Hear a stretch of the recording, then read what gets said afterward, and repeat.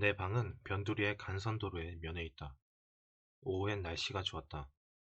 그러나 보도는 눅진눅진했고 행인들은 드물고 걸음도 빨랐다. 우선 산책하러 가는 가족들이 지나갔다.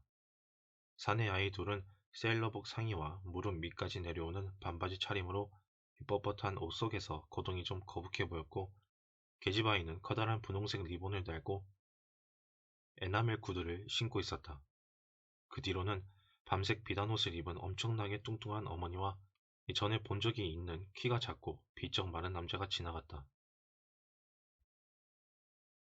그는 밀짚 모자를 쓰고 나비 넥타이를 매고 손에는 단장을 짚고 있었다. 아내와 함께 지나가는 그를 보면서 나는 동네에서 사람들이 왜 그를 보고 점잖은 사람이라고 하는지 알 수 있었다. 조금 뒤에 변두리 젊은이들이 지나갔다. 머리에는 기름을 반지르르하게 바르고 붉은 넥타이를 매고 허리가 잘록한 양복 저고리에 수놓은 장식 손수건을 꽂고 코가 모난 구두를 신은 젊은이들이 왔다. 나는 그들이 시내 영화관에 가겠거니 생각했다. 그렇기 때문에 그렇게 일찌감치 길을 나서서 큰 소리로 웃어대며 서둘러 전차를 타러 가는 것이었다. 그들이 지나간 뒤로는 길에 점점 인적이 드물어졌다. 아마 도처에서 공연들이 시작된 모양이었다. 이제 길에는 가게를 보는 주인들과 고양이들 뿐이었다. 길가에 늘어선 무화과 나무들 위로 보이는 하늘은 맑았으나 선명하지는 않았다. 맞은 쪽 도보에는 담배 가게 주인이 의자를 문 앞에 내다 놓고 등받이 위에 두 팔을 얹고 거꾸로 타고 앉았다. 조금 전에는 초만원이었던 전차들도 이제는 거의 비어 있었다. 담배 가게 옆에 조그만 카페, 피에로에서는 이 종업원이 텅 빈 가게 안을 톱밥을 뿌려서 쓸고 있었다. 그야말로 일요일이었다.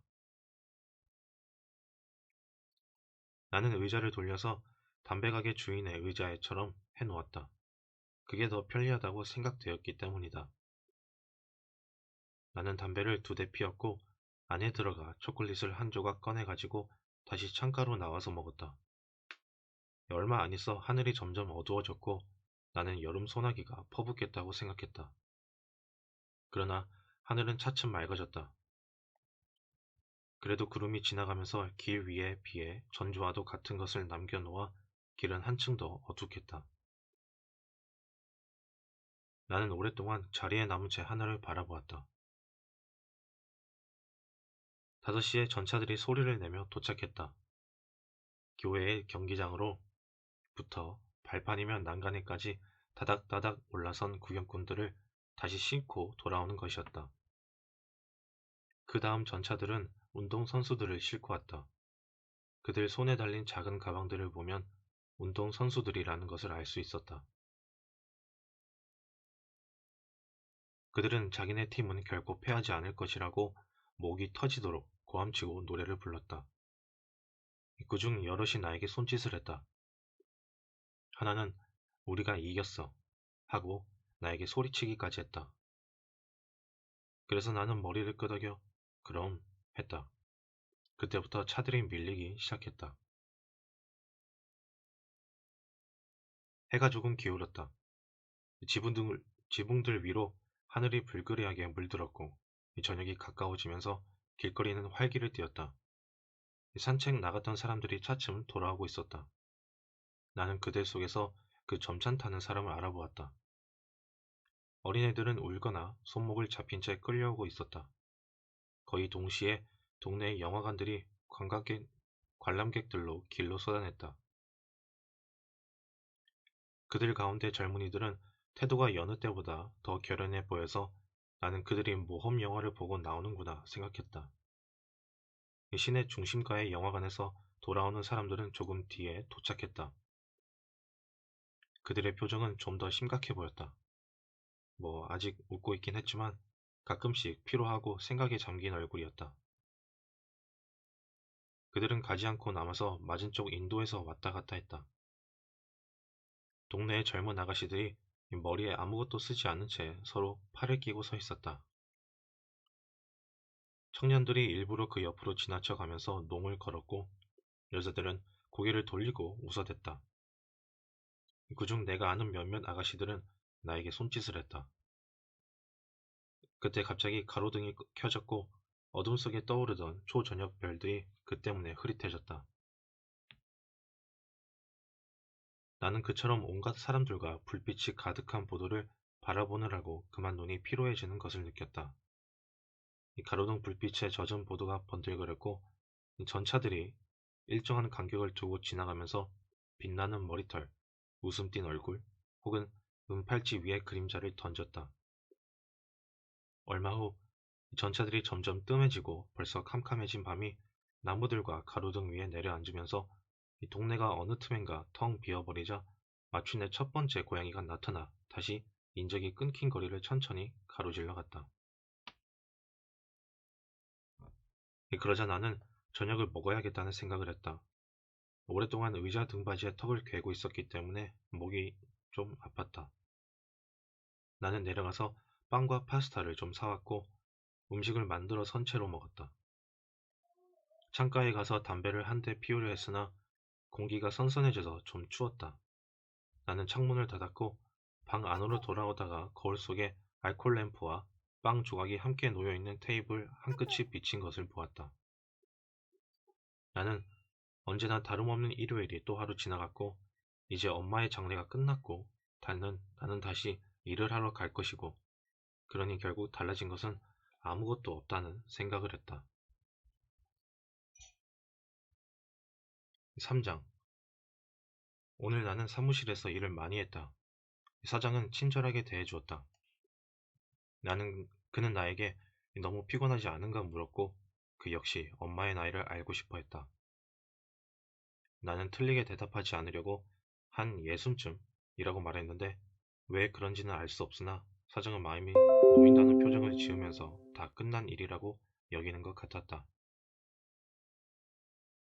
내 책상 위에는 선화 증권이 잔뜩 쌓여 있었고 나는 그걸 모두 자세하게 검토하지 않으면 안 되었다. 점심을 먹으러 사무실을 나오기 전에 나는 손을 씻었다. 정오, 나는 이 시간을 좋아한다. 저녁은 이 회전식 수건이 완전히 젖어 있어서 기분이 덜 좋다. 온종일 사용한 것이기 때문이다. 언젠가 나는 사장에게 그 점을 지적한 적이 있다. 사장은 자기도 그 점을 유감스럽게 생각하지만 그래도 그것은 지엽적인 작은 일이라고 대답했다. 나는 조금 늦은 12시 반에 발송과에 근무하는 엠마뉴엘과 함께 밖으로 나왔다. 사무실이 바다 쪽을 향해 자리 잡고 있어서 우리는 태양이 이글이글 내릴 쬐는 항구의 화물선들을 바라보는데 한동안 정신이 팔려 있었다. 바로 그때 트럭 한 대가 쇠사슬 소리와 폭발음을 요란스럽게 내면서 달려왔다. 에마뉴엘이 나에게 잡아 탈까? 하고 묻기에 나는 다른박질 치기 시작했다.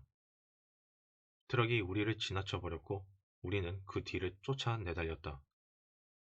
나는 소음과 먼지 속에 묻혀버렸다. 내 눈에는 아무것도 보이지 않았고 다만 곤양기며 또 다른 기계들, 이 수평선 위에서 춤추는 돛대들, 우리 옆에 늘어선 선체들 한가운데를 달릴 때의 그 어지러운 흥분만이 느껴졌다. 내가 먼저 달리는 트럭에 발을 걸치고 재빨리 뛰어 올랐다. 그러곤 엠마뉴엘이 올라앉는 것을 거들어 주었다. 우리는 숨이 턱끝에 닿아 있었고 트럭은 부두에 고르지 못한 포도 위를 먼지와 땡볕 속에서 덜컥거리며 달렸다. 엠마누엘은 숨이 넘어갈 듯 웃어댔다. 우리는 땀에 흠뻑 젖은 채 셀레스틴의 식당에 도착했다. 언제나 다름없이 셀레스틴은 뚱뚱한 배에다 앞치마를 두른 채 흰 콧수염을 달고 거기에 있었다. 나는 그에게 그래도 잘 지냈지? 하고 물었다. 나는 그렇다고. 그리고 배가 고프다고 말했다. 나는 얼른 식사를 하고 나서 커피를 마셨다. 그러고 나서 집으로 돌아와 잠을 좀 잤다. 이 포도주를 너무 많이 마셨던 것이다. 잠에서 깨니 담배를 피우고 싶었다. 늦었기 때문에 뛰어가서 전차를 탔다.